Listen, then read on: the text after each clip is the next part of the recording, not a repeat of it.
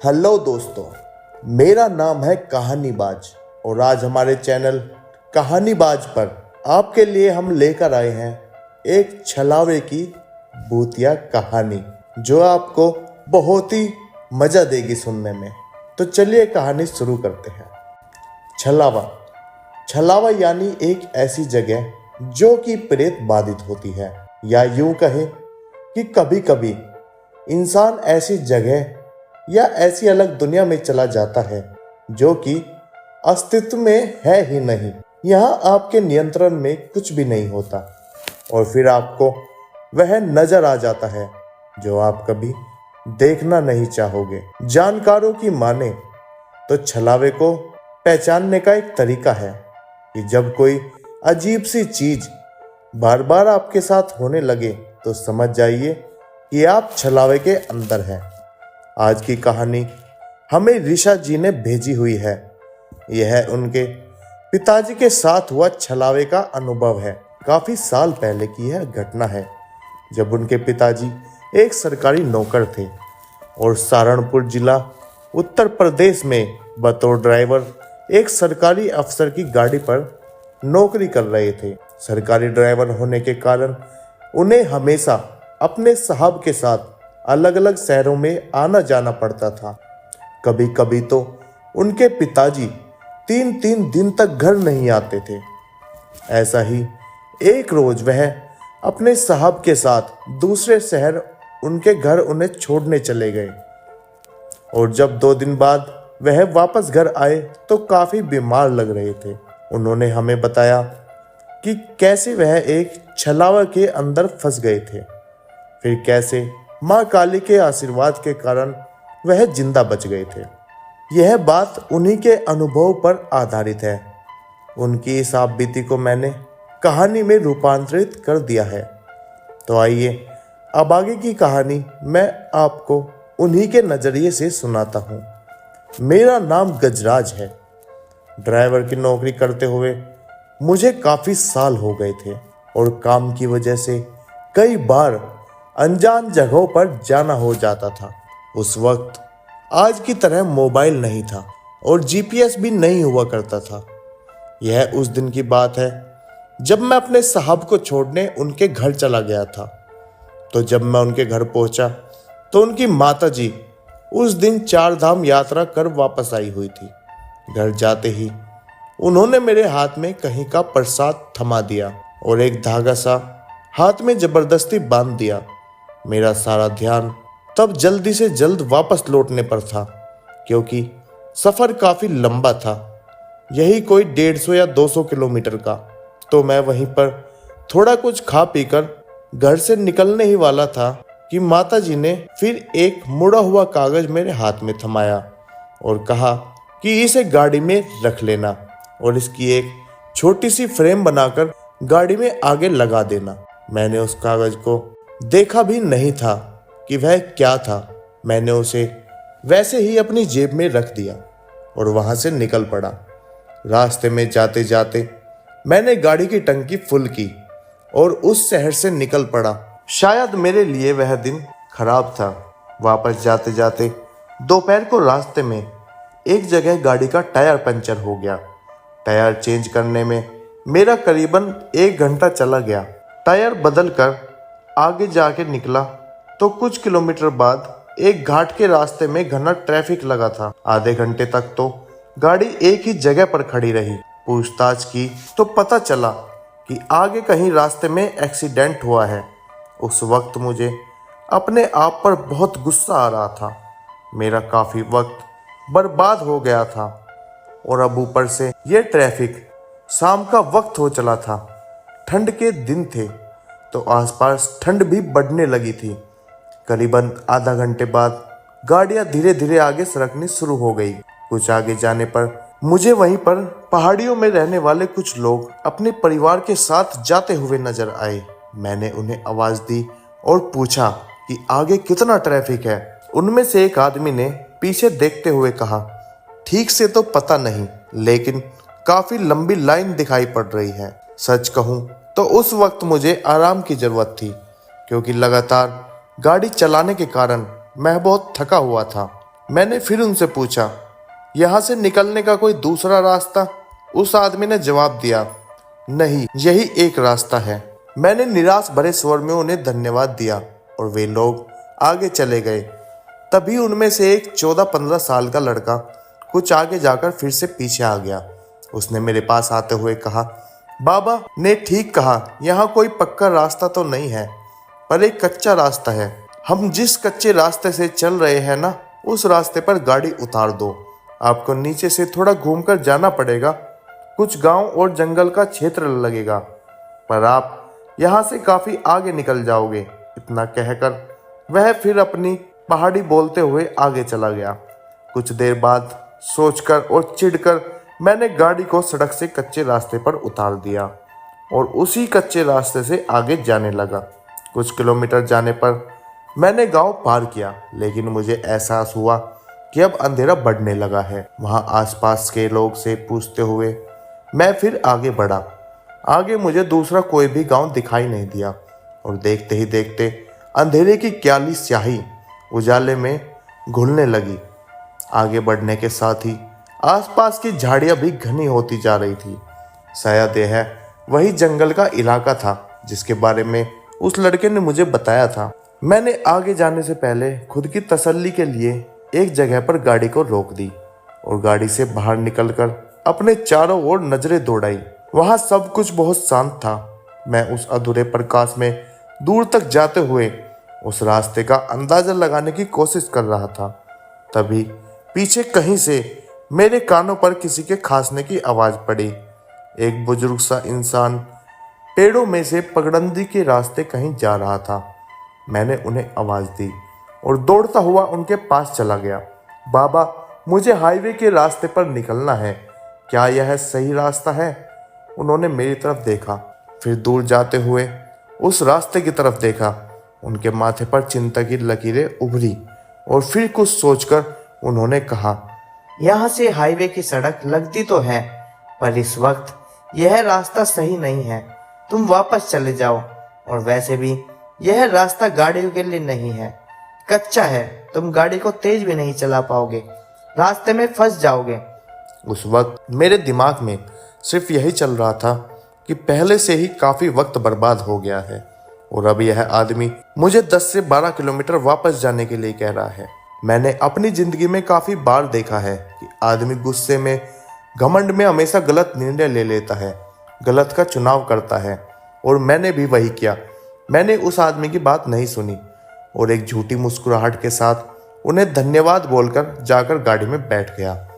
सोचा कि अगर आगे हाईवे ही है तो खामखा पीछे जाने में क्या मतलब। मैंने सीधे गाड़ी चालू की और उसी रास्ते से आगे जाने लगा। मैंने पीछे भी देखा तो वह बुजुर्ग वहीं खड़े होकर मुझे देख रहा था। अब रास्ता खराब होने के कारण मैं उस वक्त 30 की स्पीड से गाड़ी चला रहा था। देखते ही देखते रात हो गई। आसपास का सब कुछ काले घने अंधेरे में डूब गया। ठंड के कारण आसपास कोहरा भी बहुत ज्यादा था। मैंने हेडलाइट शुरू की और उस कोहरे से भरे अंधेरे को काटते हुए मेरी गाड़ी धीरे धीरे आगे बढ़ रही थी। अचानक से कोई चीज बहुत जोर से मेरी गाड़ी से टकरा गई। एक बहुत जोर की आवाज हुई और गाड़ी झटका खाकर बंद पड़ गई। गाड़ी की हेडलाइट भी अपने आप बंद हो गई। अब तक गाड़ी की मोटर की आवाजें कानों पर पड़ रही थी, इसलिए आसपास के अंधेरे का गहरा सन्नाटा एहसास नहीं दिला रहा था। लेकिन गाड़ी बंद पड़ते ही सब तरफ सन्नाटा छा गया। लगा जैसे एकदम से मेरे पास गहरा अंधेरा फैल गया हो। ठंड के कारण मैंने अपनी गाड़ी के शीशे ऊपर कर रखे थे। बाहर घना कोहरा छाया हुआ था। आसपास ज्यादा कुछ नजर नहीं आ रहा था। अचानक हुए टकराव से डर के मारे मेरी सांसें तेज हो गई और मेरा दिल जोर जोर से धड़कने लगा। खटाखट मैंने फिर से किसी तरह हेडलाइट चालू की, लेकिन जहां तक हेडलाइट की रोशनी जा रही थी उनमें कहीं कुछ दिखाई नहीं पड़ रहा था। ऐसा लग रहा था जैसे वह हेडलाइट काले घने सन्नाटे में डूबे हुए अंधेरे के अंधकार को मिटाने का एक नाकाम कोशिश कर रही हो। इतने सालों के अनुभव से मैं इतना तो जान चुका था कि कोई भारी चीज गाड़ी से टकराई है। बस पता नहीं कि वह कोई इंसान था या कोई जानवर। कुछ एकदम से सामने आकर टकरा गया था। मैं आसपास किसी हलचल या किसी आवाज की अपेक्षा में कुछ देर चुपचाप गाड़ी में बैठा रहा, पर कहीं कुछ नहीं हुआ। तो फिर मैंने बाहर जाकर देखने का निर्णय लिया। हिम्मत कर मैंने हल्के हाथ से गाड़ी का दरवाजा खोला। अचानक बाहर की ठंडी हवा आई और मेरा शरीर कांप उठा। मैंने धीरे से कदम बाहर रखा और गाड़ी के दरवाजे के पास ही खड़ा हो गया। चारों ओर शांत और बस गहरा अंधेरा था। वहां आसपास जो बरगद के पेड़ थे उन पर शायद उल्लू बैठे हुए थे। बीच बीच में उनकी आवाज सुनाई पड़ रही थी। रात के अंधेरे की काली स्याही ने आसमान को इस कदर रंग दिया था कि वह देख मैं सोच में पड़ गया कि कहीं मैं किसी भूतिया जगह तो नहीं आ गया। मैंने वहीं खड़े होकर पीछे की ओर देखा तो पीछे इतना घना अंधेरा था कि कुछ भी दिखाई नहीं दे रहा था। उस वक्त मेरे पास टॉर्च भी नहीं थी। मैंने पीछे के घने अंधेरे में बस देखे जा रहा था, जैसे वहां की हवाएं चीख चीख कर मुझे कह रही हो कि यहां से लौट जाओ। मैं गाड़ी से आगे की ओर जाने लगा। पता नहीं गाड़ी से क्या टकराया था। 2-4 कदम आगे जाकर देखा तो वहां एक 6 साल का लड़का बेजान सा पड़ा हुआ था। वह देख मैं बहुत घबरा गया। यह लड़का कौन है और इतने अंधेरे में यह क्या कर रहा था?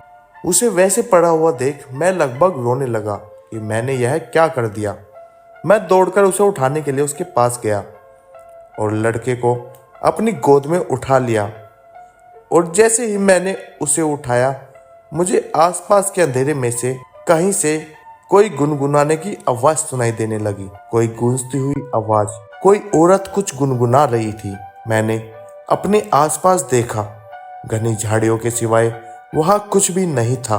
ऊपर ऊंचे पेड़ों की तरफ देखा, लेकिन जंगल होते हुए भी वहां के पेड़ किसी मुर्दे की तरह एकदम शांत और स्थिर थे। और वह आवाज कहां से आ रही थी मैं नहीं समझ पा रहा था। मैंने फिर से नीचे देखा और अब वो लड़का मेरे हाथों में नहीं था। वहां कुछ भी नहीं था। मैं हैरान होकर सिर्फ यहाँ वहां देखने लगा। अभी अभी एक लड़का मेरे हाथों में था, अगले ही पल वो कहाँ चला गया। एक अजीब सी डर की लहर मेरे पूरे शरीर में दौड़ गई। उसी पल मुझे किसी छोटे बच्चे की हंसने की आवाज सुनाई पड़ी। मैंने देखा कि वह लड़का रास्ते के किनारों की झाड़ियों से निकलकर दौड़ता हुआ एक तरफ से दूसरी तरफ चला गया। अरे रुको रुको! तो मैं बस उसे आवाज देता रहा। वह अंधेरे में और धुंध में कहीं गायब हो गया। मैं तब सड़क के किनारे जाकर रुक गया। मेरे पांव आगे बढ़ ही नहीं रहे थे क्योंकि आगे सिर्फ घना अंधेरा था। मैंने सोचा कि यह सब बहुत ही अजीब है। वैसे भी मैं वहां जाकर देखकर क्या करूंगा? मैं यहाँ से निकल जाता हूँ। पिशाच भूत का पता नहीं, लेकिन यहाँ रुका तो कोई जानवर मुझे मार जरूर देगा। उस पल मुझे कहीं से फिर वो गुनगुनाहट की आवाज आई।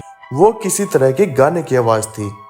वहां पर ऐसी सुनसान जगह पर इतने घने अंधेरे में कौन गा रहा था?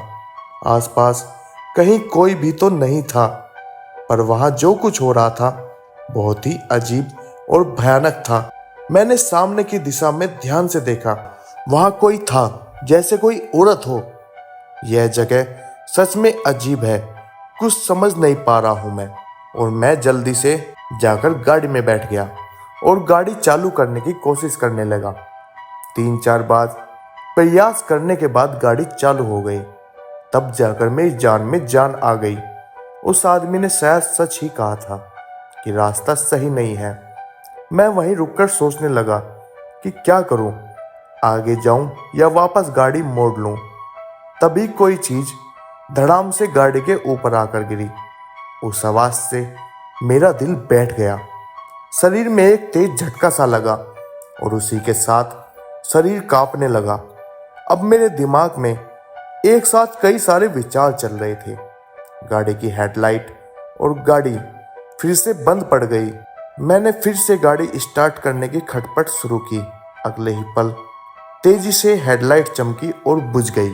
पर इसी रोशनी में मैंने देखा कि आगे रास्ते पर कोई इंसान की आकृति मेरी ओर ही चलकर आ रही थी। मुझे ठीक से दिखाई नहीं दे रहा था कि यह क्या है, पर मेरा दिमाग तर्क लगाने की कोशिश कर रहा था कि वह आकार किसी औरत जैसा है।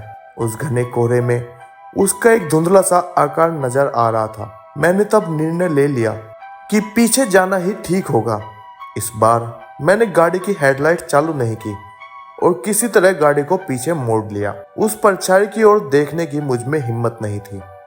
रह रहकर मेरे दिमाग में बस एक ही सवाल आ रहा था कि कहीं मैंने सच में कोई गलत रास्ता तो नहीं पकड़ लिया, मैं कहीं किसी भूतिया जगह तो नहीं आ गया। वहां से कुछ दूर पीछे जाने के बाद मैंने हेडलाइट चालू कर दी और पहले से थोड़ा तेज जाने की कोशिश करने लगा। लेकिन वह रास्ता इतना खराब था कि मुझे इस बात का भी डर था कि कहीं गाड़ी कीचड़ में फंस गई तो वहां से निकलना और भी मुश्किल हो जाएगा और फिर मुझे पूरी रात यहीं पर गुजारनी पड़ेगी। दूर दूर तक वहां कोई घर कोई मकान नहीं था। हर तरफ बस अंधेरा ही अंधेरा था। सिर्फ 2-4 ही मिनट हुए थे कि मुझे सामने फिर कोई औरत रास्ते पर एक तरफ से चलती हुई दिखाई दी। मैंने गाड़ी को थोड़ा धीमा कर दिया। पता नहीं उस वक्त मेरे दिमाग में क्या चल रहा था, लेकिन मैंने गाड़ी को फिर से तेज चलाया और उसके आगे निकल गया। कुछ भी करके मुझे उस जंगल से बाहर निकलना था। मैं यह बिल्कुल भी नहीं समझ पा रहा था, क्या यह साया सच में है या मेरे दिल में डर बैठ गया है। आसपास का माहौल एकदम शांत था और मैं अपने आप को बार बार समझा रहा था। फिर से कुछ दूरी पार करने पर अचानक वही छोटा लड़का तेजी से दौड़ता हुआ मेरी गाड़ी के सामने से गुजरा। उसे सामना आता देख मैंने गाड़ी को एकदम से ब्रेक लगाए। ना जाने मेरे साथ क्या हो रहा था। पता नहीं यह लड़का और औरत कौन थी, ये दोनों यहाँ क्या कर रहे थे, वह भी इस घने जंगल में, इतने अंधेरे में। मैं गाड़ी को आगे भगाता तभी वह औरत झाड़ियों में से आकर मेरी गाड़ी के सामने खड़ी हो गई। इस बार मैंने गाड़ी की हेडलाइट बंद नहीं की। मैं देखना चाहता था आखिर वह क्या कर रही है। वह बस रास्ते के बीचों बीच खड़ी थी, चुपचाप। और फिर उस औरत ने सिर्फ अपनी गर्दन घुमाकर बड़े अजीब तरीके से मेरी ओर देखा। वह तब कुछ गुनगुनाने लगी थी। उसकी हल्की सी आवाज मेरे कान में पड़ रही थी और औरत का चेहरा काफी झुर्रियों से भरा हुआ था। हेडलाइट की रोशनी में झुर्रियां साफ साफ दिखाई दे रही थी और बाहर की ओर निकली हुई भूरी आंखें एकदम खुली चमक रही थी। उसकी चमड़ी किसी छिपकली की तरह पीली थी। बड़ा ही अजीब सा दृश्य था। वह मुझे समझ में नहीं आ रहा था कि मैं क्या करूं। वह एक भयानक सी मुस्कान के साथ कुछ अजीब सा गुनगुनाई जा रही थी। एक अनजान डर मेरे दिल में घर कर रहा था। लग रहा था जैसे कुछ ड्रामा होने वाला है। मैंने कुछ जुगाड़ करके हेडलाइट चालू की और देखा तो अब सामने से वह औरत कहीं गायब हो गई थी। वह देख मैंने थोड़ी राहत की सांस ली, पर तब अचानक से मुझे बहुत गर्म होने लगा। आसपास भयानक ठंड होने के बावजूद भी मुझे पसीना आ रहा था। मैंने गाड़ी चलाने की कोशिश की, लेकिन ब्रेक एक्सीलेटर दबाने तक की मेरे पैरों में ताकत नहीं थी। लग रहा था जैसे मेरा ब्लड प्रेशर बढ़ रहा हो। मुझे एकदम से सांस लेने में तकलीफ होने लगी। मेरे शरीर पर किसी तरह का दबाव बढ़ता जा रहा था। ऐसा लगने लगा जैसे मैं किसी भट्टी के अंदर बैठा हूँ। धीरे धीरे मेरा दम घुटने लगा। मैंने अपने तरफ के दरवाजे की कांच नीचे की और बाहर सांस निकालकर भर भर के सांस लेने लगा। गाड़ी से बाहर निकलने की भी तब मुझ में हिम्मत नहीं थी। मुझे और तकलीफ होने लगी तो मैंने दूसरी तरफ का कांच भी नीचे किया और तब मुझे एहसास हुआ कि मेरे पीछे की सीट पर कोई बैठा है और वह मुझे ही घूर रहा है। रियर व्यू मिरर से वह मुझे नजर आ गई थी, पर फिर भी पीछे मुड़कर देखने की मेरी हिम्मत नहीं हुई। उस एहसास से मैं एकदम सीधा बैठ गया, स्टीयरिंग पर दोनों हाथ रख दिए। अब मेरा शरीर हद से ज्यादा कांपने लगा था। दिमाग जैसे सुन सा हो गया था। मैं उसकी बारीक से बारीक हलचल को भी महसूस कर पा रहा था। गाड़ी में एक हल्की पीली लाइट जल रही थी और उस पल मुझे पीछे से फिर वही गुनगुनाने की आवाज आने लगी। मैं थरथराता हुआ, कांपता हुआ बस बैठा रहा। मैंने तिरछी नजर से उसे देखने की कोशिश की। वह कोई विधवा औरत थी। बदन पर सफेद साड़ी थी, बाल खुले हुए थे, माथा एकदम सफेद था, चेहरा रूखा रूखा और चमड़ी एकदम छिपकली जैसी, और चेहरे पर कोई भाव नहीं था, लेकिन उसकी नजरें मुझ पर टिकी हुई थी। उस डरावने एहसास से मेरे शरीर पर बार बार रेंगटे खड़े हो रहे थे। लगा जैसे शरीर वहीं पर जम गया हो। मैं उसे पूछना चाहता था कि तुम कौन हो, मेरे पीछे क्यों पड़ी हो, लेकिन गले से आवाज ही नहीं निकल रही थी। मैं बस चुपचाप बैठा रहा। फिर अचानक से उसकी आवाज आनी बंद हो गई। मैं भी थोड़ा चौकन्ना हो गया और एकदम सीधा बैठ गया। मेरी गर्दन एकदम सीधी सामने की ओर थी। पीछे से हल्की सरकने की हलचल की आवाज सुनाई दी। मेरा पसीना पानी की तरह बहने लगा था।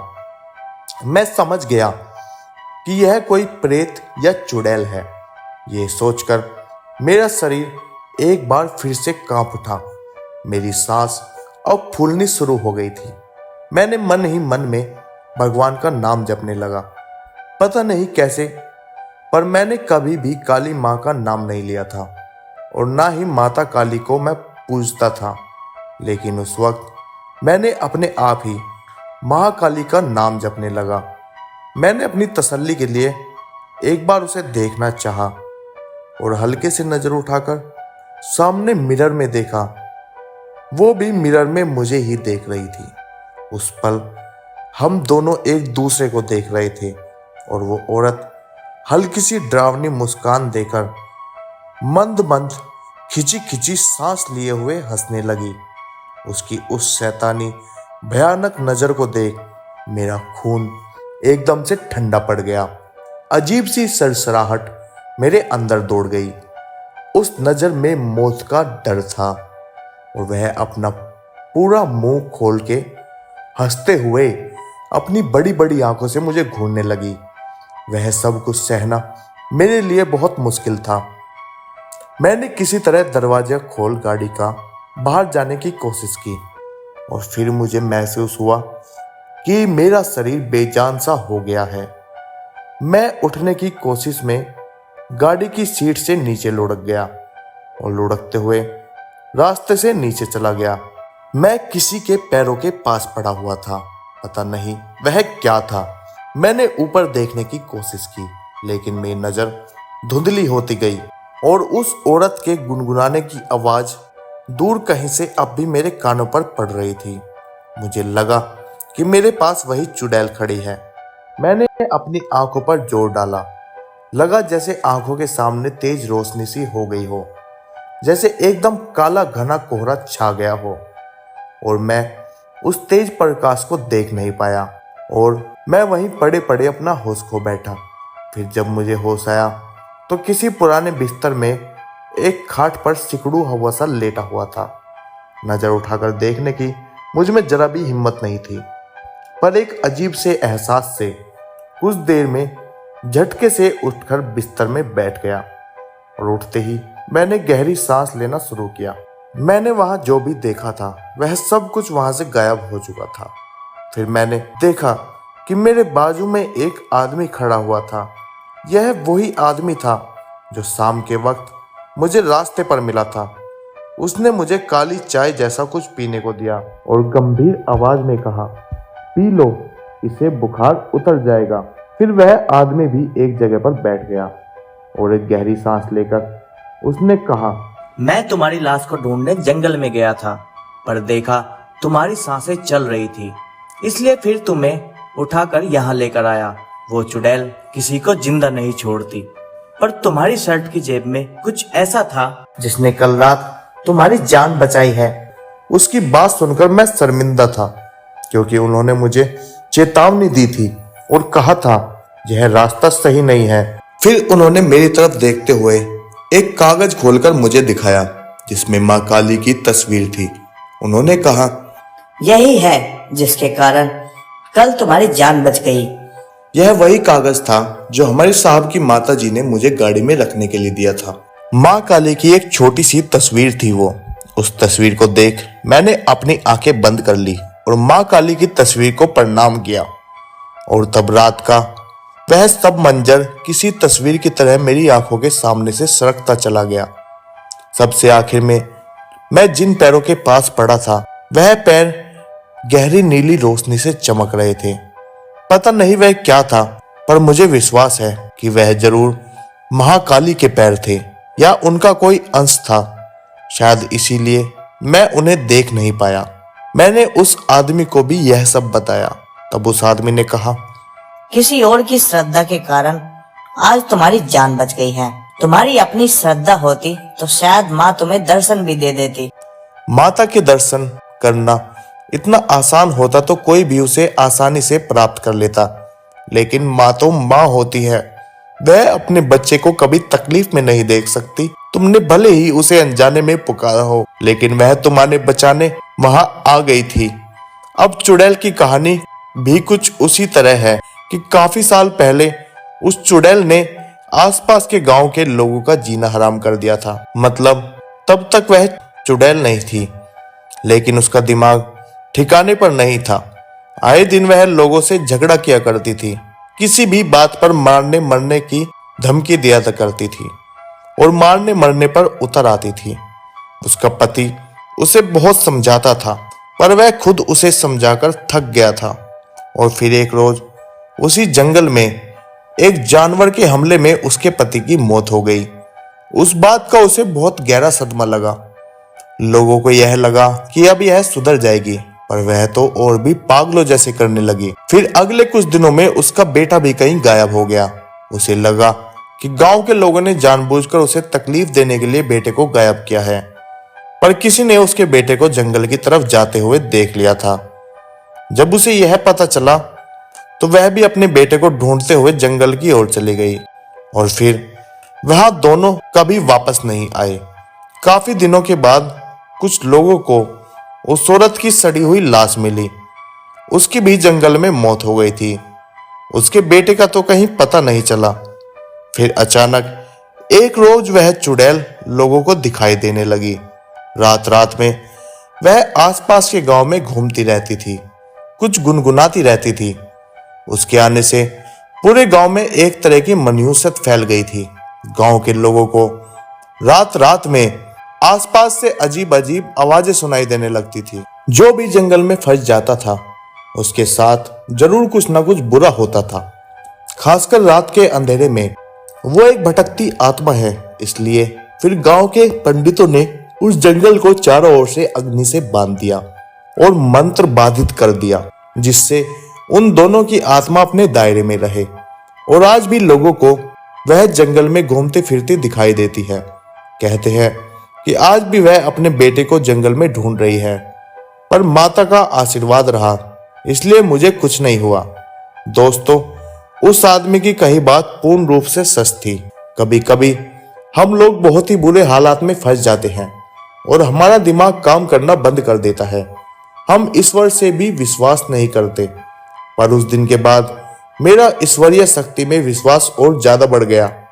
अगर उस वक्त मैंने जाने अनजाने में माँ का नाम ना लिया होता तो ना जाने मेरे साथ क्या हो जाता। और शायद यही कारण था कि मैं उस आत्मा के चंगुल से बच गया। उस दिन तबीयत थोड़ी ठीक हो जाने पर मैं घर चला गया।